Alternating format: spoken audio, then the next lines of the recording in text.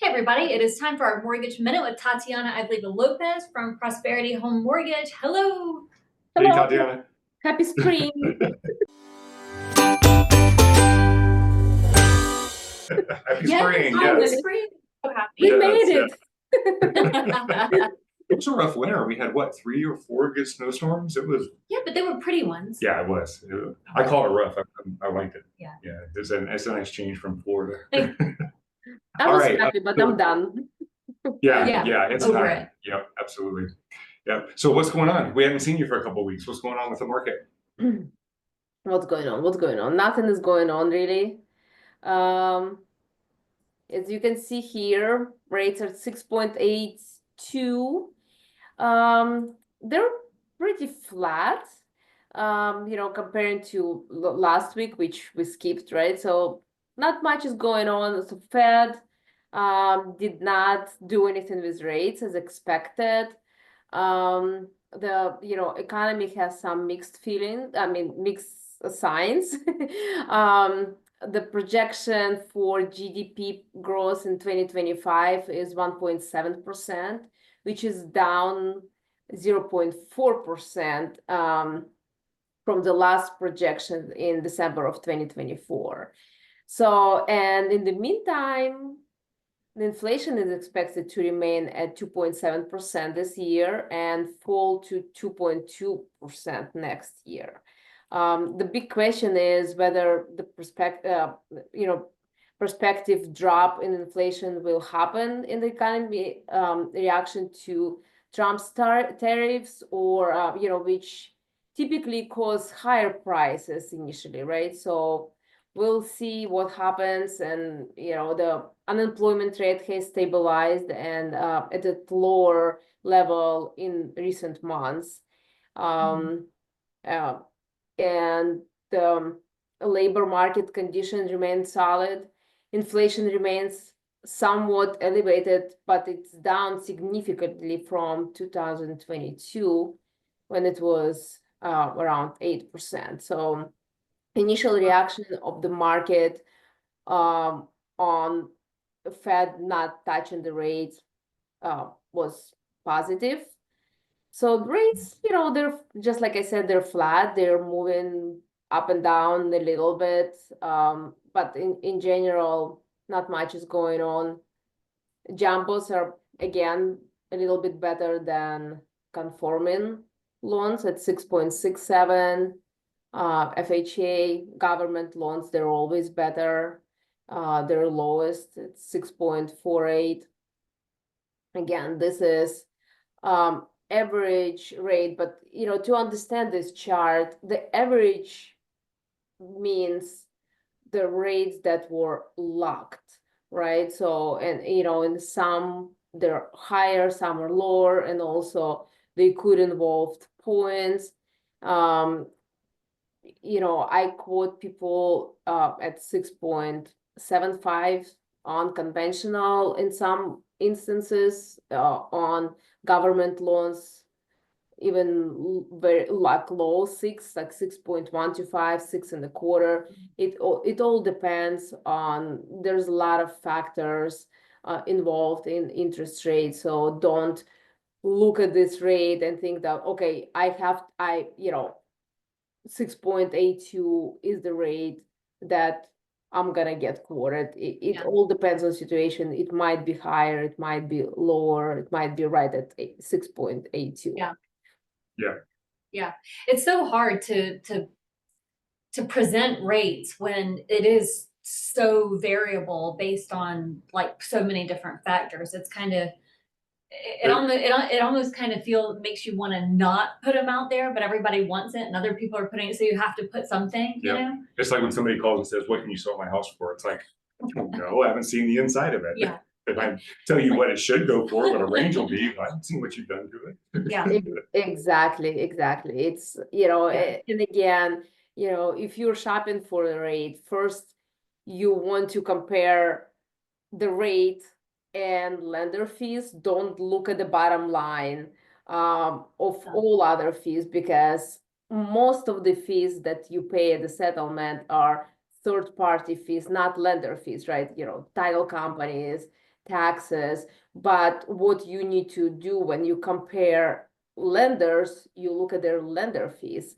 And also, if you just call and say what rate you can offer to me, it's actually not, you're not gonna get a very good and accurate quote, because the best is to do a loan application, because just like I said, there's a lot of factors that play into the quote. I don't like quoting people just on the phone, because sometimes, I do when I do the pre-approval for them, I can give them something better than what I quoted them just over the phone without even knowing what's going on, because people give me their information, but it's not necessarily as accurate, like the same information that we would use. For example, first-time home buyers, in general, they get discounted rates comparing to not the first-time buyers. But there's also a income limit. So if they give me income, it's a couple, right? And they give me income that exceeds the limit, there's no positive adjustment to the rate. The rate will be higher. When I do the loan application, what I do, I look, do I need that second person's income? Maybe I can use only one income. Maybe I can qualify them only on one income, or they might give me income altogether with bonuses, overtimes, and maybe I don't even need that. Maybe they qualify just with base. But when I initially just talk on the phone with them, I'm using numbers they given me, it might be something, I give them higher quota that I can actually give them. Yeah. Yeah, that's a good point. It's something people don't understand. Yeah. They think it's kind of like I could go to this grocery store and get everything at normal price and all the bags and everything, the packaging is free, or I can go to this one where everything is 20% off, but it's like, oh yeah, but they charge like a surcharge. They charge $20 to park for the first hour. It's like you don't ever know They all charge the other 15% fees that go gratuity into automatically it. for the cashier. Little bitterness Yeah, there. there are things that go into everything. That's right. So, That's right. yeah. I love your comparisons, Kelly. You're also Can you imagine arguing with this? she comes up with some great analogies. I'm like, okay, you win. Just because he's tired of listening to me. Do you still try to argue with her? Come on, Sean. I know, I don't try. Like, she comes at me and I'm like, okay, I got to participate now. There's no escaping. Then who am I going to argue? I learned 20 years ago to stop doing that. Oh my gosh. Okay, so that's where we are with rates. Yeah. All right. So, do you have any surprises? Any new information for us on for this week? I do. I have a surprise topic for you, which All you're right, not yay. aware of. But so we at Prosperity, we have a bunch of think outside the box kind of programs, right? Of course, we do conventional loans, government programs, jumbos, but those, we call it non-QM, not credit, not qualified mortgage type of outside the box programs we have, no income verification or bank statement loans, which, I'll talk in the future. But today, I would like to present you with our graduate program. Ooh. And so this program is designed for newly graduated professionals, like, in medical field, legal field attorneys, engineering, architecture, accounting field, even if they haven't started the jobs yet, and we still can use their income. We can use their future income from a fully executed employment contract if they have job offer letter. That's what we will use. So, if they were just in school, they just graduated, they passed the bar, they haven't, worked in the field, right? And they just get in this job, they're not gonna even start until after the settlement. We still can use that job offer and that letter, that income on the job offer letter to qualify them.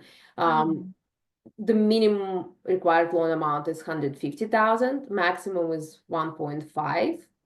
Okay. The minimum down payment is 10%. Okay. interest-only options are available too. 30-year, and we can even Really? stretch it to 40-year amortization. Wow. Debt to income ratio allowed is up to 50%, which is wonderful because typically, you know, when it's outside the box programs, they're looking at, they're being a little bit more strict on things like debt to income ratio, right? And they would go to 43%. So here we can do 50%. And for those who doesn't know what debt to income ratio means, it's the number that we always look at when we qualifying you for certain loan amount, right? So we look at your income versus your monthly expenses, like your student loans, credit card payments, and future mortgage payments. So they cannot exceed 50% of your future gross Okay. income. The credit score is as low as 720 is allowed. Primary residence only. ARMs, adjustable rate mortgages are available. No mortgage insurance is required. This is a big one. You know, when you Wow. put less than 20% down, there's typically a mortgage insurance. With this program, there's no mortgage insurance. So we designed it, you know, to make it to make the payment as low and affordable as possible. It's for purchase or refinance.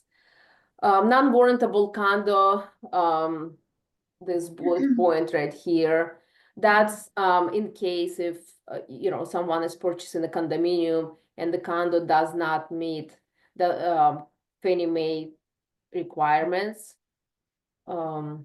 There is option, you know, possibility of getting it through with this program. So yeah. That's amazing. So is there a deadline or a time after they graduate, a time limit for how long from graduation to applying for this loan? So for example, let's say you have a child who graduated from engineering school and decided to go and explore national parks for 6 months to a year, and then decided they were going to go into their field. Would they be able to apply if they came back within a year and then got this government offer or this contract and everything? Well, no, of course there's going to be you know, a deadline when the year is not gonna, it's a little bit too much, but it's typically 3 to 4 months. We need to you know, double check on also on the letter. It could be case by case. Just need to talk to clients about that and, you know, see what's going on. Also, you know, they would probably would want to see some extra assets available as a reserves during the period they, you know, haven't started working yet, but they already have a mortgage payment, so they would have money to cover. So okay, so not on the back end, not like, okay, so they graduate and then they're a week out of school, they apply and they're not going to get a job for 3 to 6 months. No, I'm saying if they took 3 to 6 months off and now they're going and getting the job, they have the offer. Would they be able to come in and utilize this program? Well, so yeah, if there's a couple of months gap, it's fine. Again, those are non-QM type of programs. It's case by case. It depends on how strong the file is. They took a whole year off. We just really need to see if that's gonna be something that investors accept or not. Maybe you could knock him in the head and be like, what in the... Yeah, not that we know anybody that, hopefully he's not watching this if we did know him. Yeah. But send me a copy of this because I have someone that I like might want to forward this to. Yeah, we might want to send this to somebody that we know. Definitely.